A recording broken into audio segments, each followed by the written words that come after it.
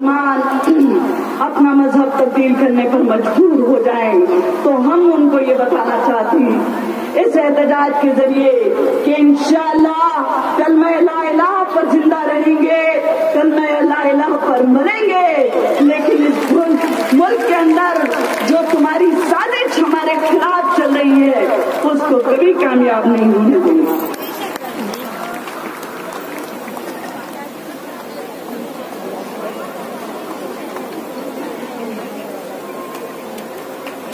جب قرآن کی آیت ہم پڑھتے ہیں وَمَنْ أَحْسَنُ قَوْلًا مِّمَّنْ دَعَا إِلَى اللَّهِ وَعَمِلَ صَالِحًا وَقَالَ إِنَّنِي مِنَ الْمُسْلِمِينَ۔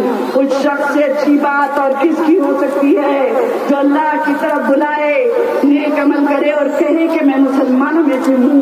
تو ہم سوچ میں پڑ جاتے تھے کہ کیا اپنے آپ کو مسلمان کہنا مشکل ہو سکتا ہے؟